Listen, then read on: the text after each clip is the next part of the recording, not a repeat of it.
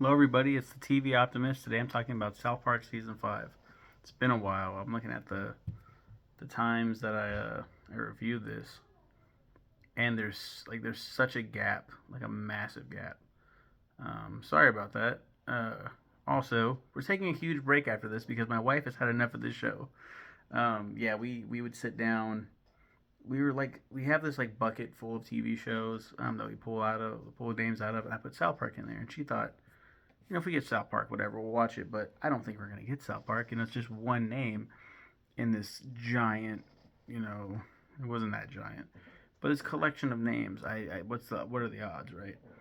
And I go, I'll shake it up and I pull it out.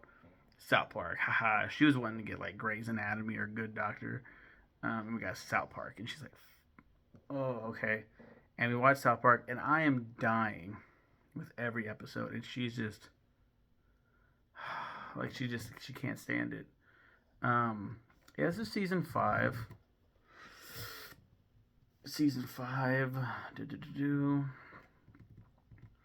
Um, the 14 episode season length would become a standard for later years of the series, starting from the 8th season up to the 16th season. 14 seasons. In 2007, Parker called season 5 the one where shit starts getting good, and Matt Stone said season 5 is the best one. Um, it hits the fan. It's about um, them saying shit the entire time. They're freaking out because a crime drama on TV says shit uncensored. So they're like, let's see how many times we could say it. There's like a little shit counter. I remember that being a big deal as a kid, and then I didn't know this, but they censored like heavily censored shit afterwards on TV. Like, we need to stop doing that. Um, Number two is Cripple Fight. Big Gay Al takes over as the boys' new troop leader. There's the whole controversy of like gay kids not being allowed, gay leaders not being allowed in scouts. A new kid with disabilities starts to irritate Timmy. This is the first appearance of Jimmy Valmer. He's the stuttering boy on crutches. He's a comedian. Jimmy's a great character. He's written to be annoying.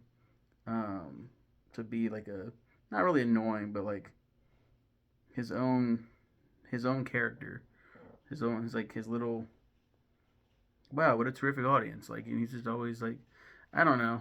I like how he's written. I don't know what I'm trying to say, but Timmy just says his name. He's got a big old head.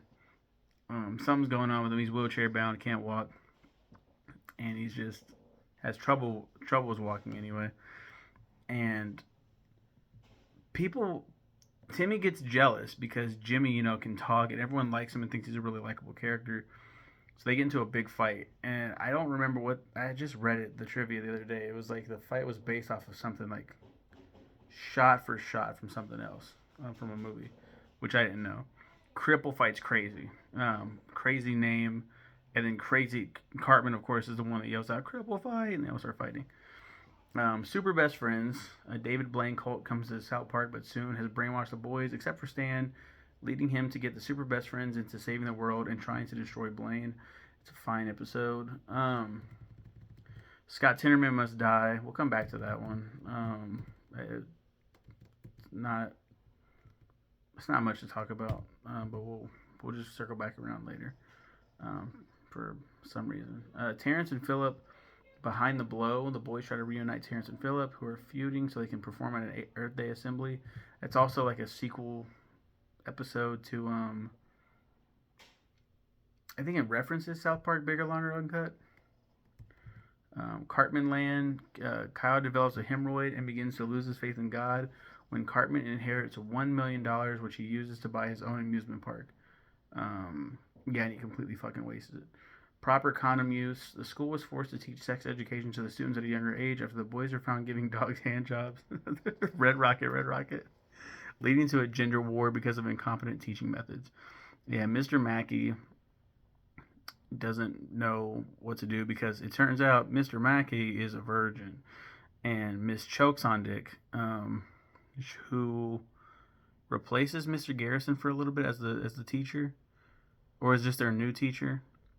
Miss Chokes on Dick is she gets with Mr. Mackey, and she's a virgin as well, and they end up getting with each other. Um, Towley. In order to get their video game console back, the boys must bring a drug-smoking Tao to the government from the feud between paramilitaries and extraterrestrials. Um, yeah, Towley is. I can't believe Miss Chokes on Dick debuted before Towley. Don't forget to bring a towel. Y'all want to get high? Like, it's Towley's great. Osama bin Laden has farty pants.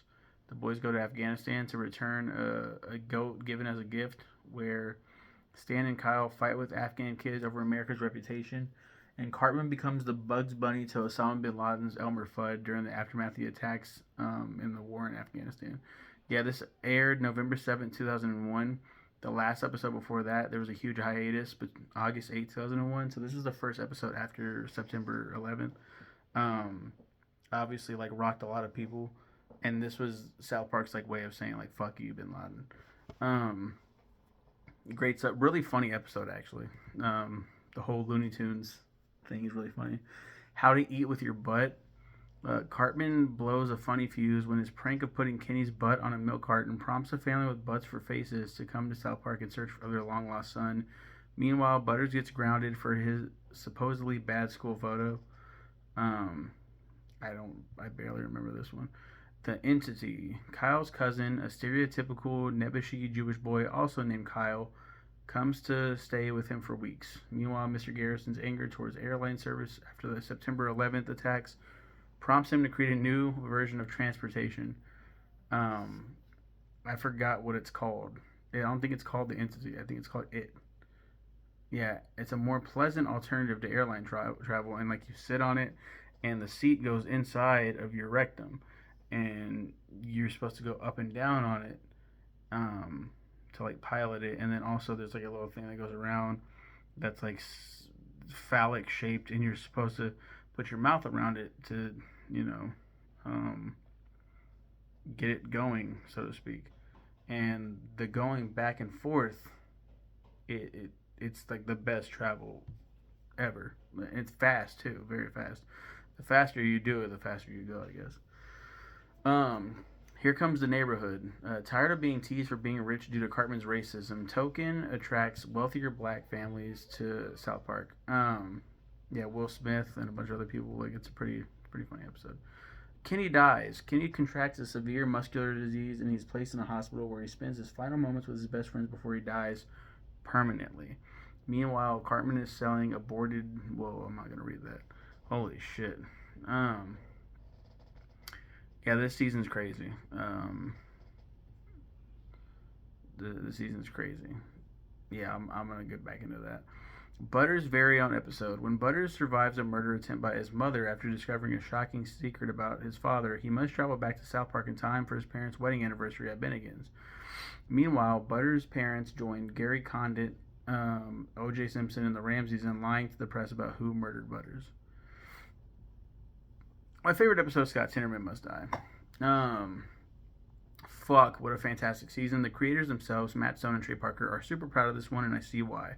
The debuts of Jimmy and Towley. Butters gets his own episode, which I almost picked as my favorite, and so many more moments. Kenny dies for good in this season. They were getting tired of trying to find creative ways for him to die, so they decided to make a super sad send-off for him. I picked the fourth episode as my favorite because this was a turning point for Eric Cartman. He's initially just a loud, annoying fat kid who lashes out because of his bullying and the fact that he's incredibly spoiled. But here, diabolical, evil little shit. I get legit chills in this episode. Ha ha ha. Yeah, watching this with my wife was like what I wanted out of the Red Wedding episode. Like, I wanted to see her reaction and be like, yes. But I was so like, that episode. Don't know what I'm talking about. Game of Thrones, yada yada. It's like you want to see the reaction. You want to see another example is like Doki Doki Literature Club. There's something that happens in there that completely changes the shift of the entire game. Completely shifts things. It's a huge twist, and you're just like, wow, what the hell just happened? And I died laughing at my wife because my wife's reaction, because I saw it coming because I had already seen it. she that's how it felt with this. I'm just like dying, dying laughing. So what happens in this episode is there's this bully named Scott Tinnerman who keeps picking on Cartman. Never seen him before, and we don't see him for a long time afterwards. When Cartman is conned by Scott Tinnerman, who convinced Cartman that buying pubic hair will make him reach puberty, he bursts out his anger into getting his revenge on Scott as soon as possible. Yeah, he tries so hard to get revenge. And spoiler alert for this episode: there's a big chili cook-off, and they make chili. Um, they're gonna taste each other's chili for this big chili cook-off, and Scott Tinnerman comes up with the idea to put pubes in Cartman's chili and make him eat the pubes. And he's gonna, I forgot what the joke is, what he's gonna do. We're like, yeah, we're gonna make, let's try my chili or try your chili. And he ends up, spoiler alert, killing Scott Tinnerman's parents, chopping them up and serving them to him in the chili. And he reveals this to him as he's eating. He's like, "Oh, does it taste good? Does it taste good, Scott?" It's like, "I hope it does." And it's like shocking. It's really crazy. You guys have a good one, and take care.